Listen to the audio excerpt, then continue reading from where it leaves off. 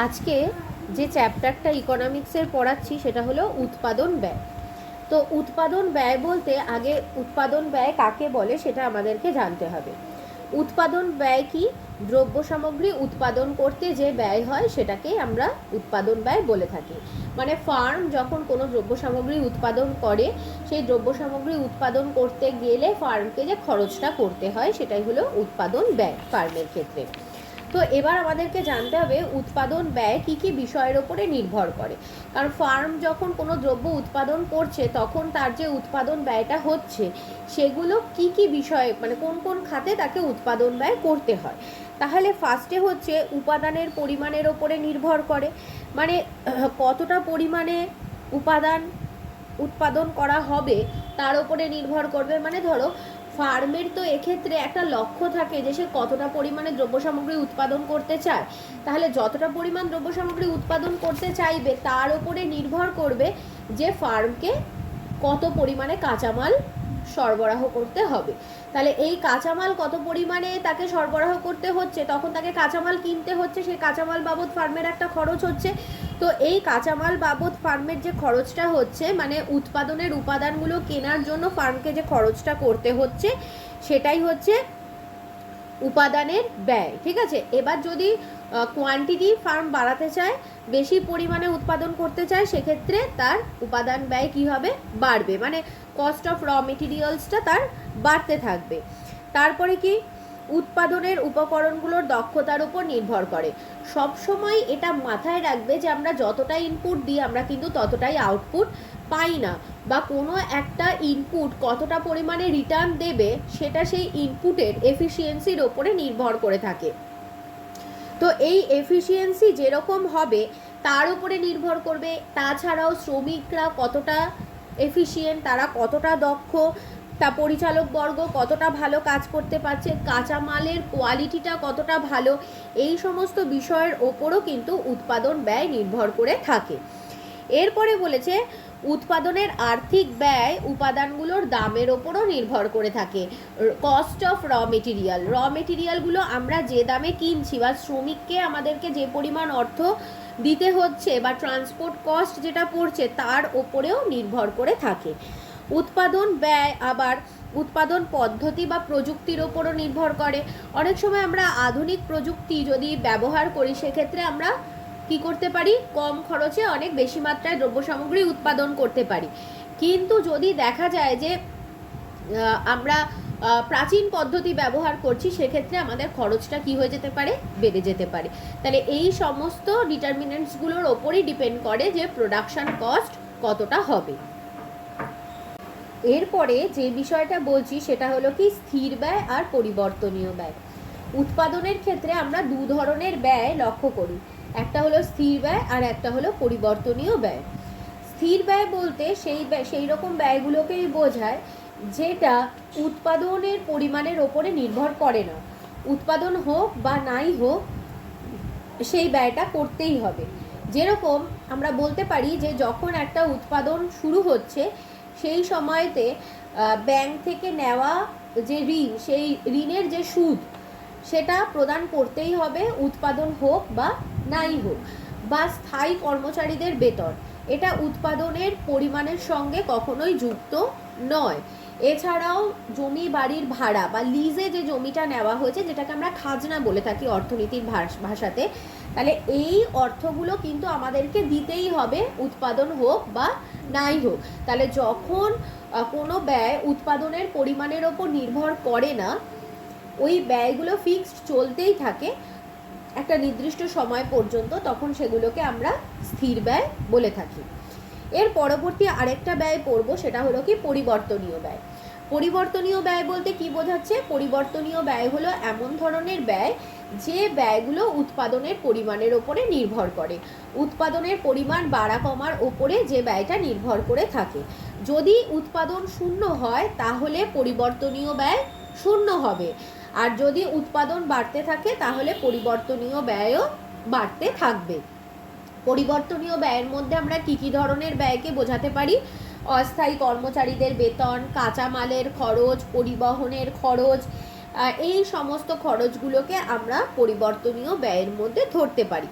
তবে একটা জিনিস মাথায় রাখতে হবে এখানে আমাদেরকে, যে ফার্মের উৎপাদনের দুটো সময়কাল রয়েছে, একটা হলো স্বল্পকাল আর একটা হলো দীর্ঘকাল। তো এই স্বল্পকালীন সময়তে ফার্মের দুটো ব্যয়ই থাকে, স্থির ব্যয় এবং পরিবর্তনীয় ব্যয়। কিন্তু দীর্ঘকালের ক্ষেত্রে ফার্মের স্থির ব্যয় বলে কিছু থাকে না, সবটাই পরিবর্তনীয় ব্যয়তে কনভার্ট হয়ে যায়। এবার তোমাদের মধ্যে একটা প্রশ্ন অ্যারাইজ করতে পারে যে কেন ম্যাম, কেন আমাদের স্বল্পকালে দুটো ব্যয়ই থাকছে, স্থির ব্যয় এবং পরিবর্তনীয় ব্যয়, আর দীর্ঘকালে গিয়ে কেন শুধুমাত্র স্থির ব্যয়টাই থেকে গেল, এই স্থির ব্যয়টা থাকলো না, পরিবর্তনীয় ব্যয়টাই থেকে গেল? তার কারণ হচ্ছে দীর্ঘকালে অলরেডি ফার্ম যখন লং রানে প্রোডাকশন করেছে, সে যে প্রফিটটা জেনারেট করেছিল তার মধ্যে দিয়েই সে নিজে থেকে কি করেছে, একটা জমি কিনে ফেলেছে, সে যে টাকাগুলো ব্যাংক থেকে ইন্টারেস্টে নিয়েছিল সেই টাকাগুলোও সে শোধ করে ফেলেছে। তো যে কারণে দেখা যাচ্ছে যে এখানে ফার্মকে আর কি করতে হচ্ছে না, স্থির ব্যয়ের সেই অর্থটা আর বহন করতে হচ্ছে না, পুরোটাই পরিবর্তনীয় ব্যয়তে কনভার্ট হয়ে গেছে। এবার আমরা ডায়াগ্রামের থ্রুতে স্থির ব্যয় এবং পরিবর্তনীয় ব্যয়ের যে ধারণাটা আছে সেই বিষয়টাকে দেখে নেব। এখানে দেখ কি দেওয়া আছে, এই টেবিলটাতে উৎপাদনের পরিমাণ দেওয়া আছে। প্রথমে কিছুই উৎপাদন হয়নি, তারপরে 1 ইউনিট, 2 ইউনিট, 3 ইউনিট, 4 ইউনিট, এইভাবে উৎপাদন বেড়ে আপ টু 8 ইউনিট অবধি গেছে। এরপরে মোট স্থির ব্যয়, যেটা টোটাল ফিক্সড কস্ট, মোট স্থির ব্যয়কে আমরা কি বলে থাকি জানিস তো, টিএফসি, আর এটাকে আমরা বলে থাকি টিভিসি, আর এটাকে বলি টিসি। ঠিক আছে, এই টার্মগুলো জেনে রাখবি। তাহলে মোট স্থির ব্যয়, এখানে আমরা দেখতে পাচ্ছি প্রোডাকশন বাড়লেও মোট স্থির ব্যয় সব ক্ষেত্রেই সমান, মোট স্থির ব্যয়ের কোনো পরিবর্তন নেই। কিন্তু উৎপাদন বাড়ার সাথে সাথে পরিবর্তনীয় ব্যয় কিন্তু বেড়ে গেছে। স্থির ব্যয় আর পরিবর্তনীয় ব্যয়, এই দুটো ব্যয়কে যোগ করলে আমরা মোট ব্যয় পেয়ে থাকি। তাহলে পরীক্ষায় প্রশ্ন আসতে পারে যে 1 ইউনিট দ্রব্য উৎপাদন করতে মোট ব্যয়, এই 1 ইউনিট দ্রব্য উৎপাদন করতে মোট স্থির ব্যয় 120 টাকা, মোট পরিবর্তনীয় ব্যয় 20 টাকা, তাহলে মোট ব্যয় কত? তখন আমরা বার করে ফেলবো দুটো যোগ করে। আবার ধর এরকম দিয়ে দিল, কোনো 1 ইউনিট দ্রব্য উৎপাদন করতে মোট স্থির ব্যয় 120 টাকা আর মোট ব্যয় 140 টাকা, তাহলে মোট পরিবর্তনীয় ব্যয় কত? তাহলে 140 থেকে 120কে মাইনাস করলে এটা পেয়ে যাব। আবার দিয়ে দিল ধর 2 ইউনিট দ্রব্য উৎপাদন করতে মোট ব্যয় 140 টাকা এবং মোট পরিবর্তনীয় ব্যয় 20 টাকা, তাহলে মোট স্থির ব্যয় কত?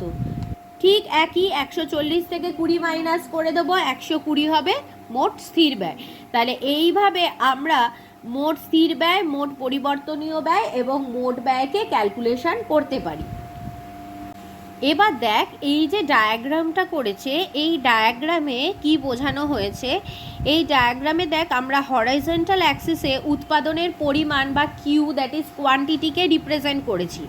ভার্টিক্যাল অ্যাক্সিসে টোটাল ভ্যারিয়েবল কস্ট, বললাম আমি টিভিসি, টিভিসি মানে হচ্ছে টোটাল ভ্যারিয়েবল কস্ট বা মোট পরিবর্তনীয় ব্যয়, আর টিএফসি মানে হচ্ছে টোটাল ফিক্সড কস্ট বা মোট স্থির ব্যয়। এবার এখানে দেখতে পাচ্ছিস যে দুটো কিন্তু টিএফসি এবং টিভিসি দুটোকেই প্রেজেন্ট করা হয়েছে। তো তার মধ্যে থেকে টিএফসি যেটা আছে সেটা দেখ অনুভূমিক অক্ষের সমান্তরালে গেছে। এবার এখানে তোদের একটা কোয়েশ্চেন অ্যারাইজ করতে পারে যে ম্যাম এটা অনুভূমিক অক্ষের সমান্তরাল আর এটা এরকম কার্ভ লাইন হলো কেন? তার কারণ হচ্ছে যেহেতু উৎপাদনের পরিমাণ বাড়ার সাথে সাথে, ধর এখানে উৎপাদনের পরিমাণ ধর 1 ইউনিট, এখানে ধর 2 ইউনিট, এখানে ধর 3 ইউনিট, এখানে ধর 4 ইউনিট, এখানে ধর 5 ইউনিট, এখানে ধর 6 ইউনিট, এখানে ধর 7 ইউনিট। তাহলে উৎপাদনের পরিমাণ এই যে বাড়লো, কিন্তু আমার টিএফসি কি ছিল? সমান। আমি বলেছিলাম যে উৎপাদনের পরিমাণের ওপরে এটা নির্ভর করে না, তোমার উৎপাদন হোক বা না হোক, 0 থাকলেও যা দিতে হবে, 8 ইউনিট হলেও তাই দিতে হবে। তো সেই জন্য এটা কি হলো? অনুভূমিক অক্ষের সমান্তরাল। তাহলে এই পরিমাণ, মানে এতটা পরিমাণ অর্থই আমাকে দিতে হবে, সেটা ধর আমাদের এখানে টেবিল অনুযায়ী 120 টাকা। ঠিক আছে, কিন্তু মোট পরিবর্তনীয় ব্যয়টা দেখো, যখন উৎপাদন ছিল শূন্য তখন পরিবর্তনীয় ব্যয়ও শূন্য, সেই জন্য টিভিসি রেখাটা কোথা থেকে স্টার্ট হলো, 0 থেকে স্টার্ট হলো, স্টার্ট হয়ে এবার এটা কি হলো, ওপরের দিকে উঠতে শুরু করলো। উৎপাদনের পরিমাণ যত বাড়তে থাকছে তত দেখা যাচ্ছে টিভিসি বাড়ছে। ঠিক আছে, এখানে দেখ এই যে টিভিসি রেখাটা আছে, এই টিভিসি রেখাটা প্রথম দিকে অবতল, তারপরে এটা উত্তল। ঠিক আছে, তাহলে এটা অবতল এবং উত্তল, এটা হওয়ার তাৎপর্য কি? এটা হওয়ার তাৎপর্য হলো উৎপাদনের পরিমাণ বৃদ্ধির সাথে সাথে প্রথম দিকে দেখা যায় গড় পরিবর্তনীয় ব্যয় প্রথম দিকে হ্রাস পায়, তারপরে গড় পরিবর্তনীয় ব্যয় কি হতে থাকে, খুব বেশি হারে বৃদ্ধি পেতে থাকে, যে কারণে এটা অবতল এবং উত্তল হয়ে থাকে।